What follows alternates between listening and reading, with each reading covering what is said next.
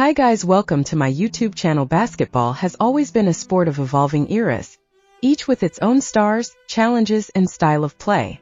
But sometimes this evolution sparks debates that transcend generations. Just recently, Anthony Edwards, one of the NBA's brightest young talents, made headlines for his controversial remarks about past NBA players. What followed was an explosive response that has reignited the age-old debate: which era of basketball reigns supreme? In an interview with the Wall Street Journal, Edwards boldly claimed that aside from Michael Jordan and Kobe Bryant, no one else from their respective eras had any real skill. The kicker? He openly admitted that he hadn't watched much basketball from those times. The backlash was swift and fierce, with many former players feeling slighted by the young star's comments.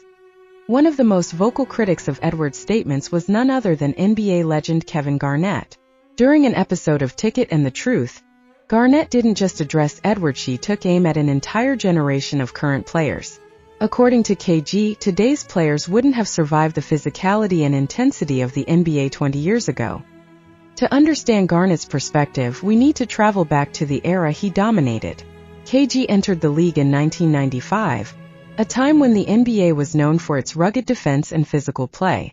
The mid-90s to mid-2000s were marked by low-scoring games and a slower pace, with league-wide scoring averages dropping below 100 points per game. This was a time when players had to earn every point, often battling through tough, physical defenses. Garnett emphasized that the physicality of the game back then was on a completely different level. Defenders could body up, hand-check, and make life difficult for offensive players in ways that are no longer allowed. The league eventually adjusted the rules to open up the game, increasing scoring and movement, but at the cost of that intense physical challenge.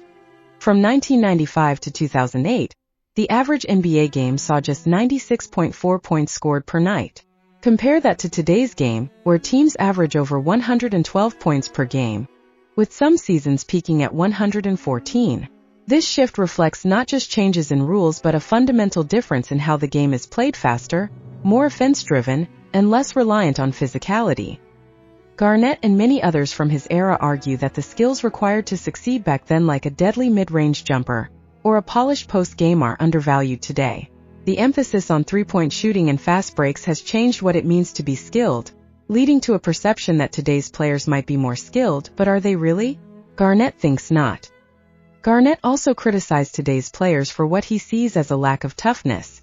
Load management has become a common practice, with players often sitting out games to rest or avoid minor injuries. In contrast, stars of Garnett's era were expected to play through pain, with their teammates relying on them to battle every night, no matter what. Garnett also pointed out the rarity of true two-way players in today's game. In the 90s and early 2000s, it was common for stars to excel on both ends of the floor. Players like Michael Jordan, Kobe Bryant, and Gary Payton were known not just for their scoring, but for their ability to lock down the best players on the other team. Garnett argues that this type of player is becoming a rarity in today's NBA. The divide between generations in the NBA has never been more apparent. Edwards' comments reflect a growing trend among younger players and fans dismissing the past without fully understanding it. This ignorance is frustrating for veterans like Garnett, who feel that their contributions are being overlooked in favor of glorifying today's game. Every era of the NBA has its own unique challenges and stars. But before we dismiss the past, it's important to respect the foundations that today's game is built on. Anthony Edwards may have sparked this debate, but it's one that needs to be had, reminding us all of the greatness that came before and the legacy that continues to influence the NBA today.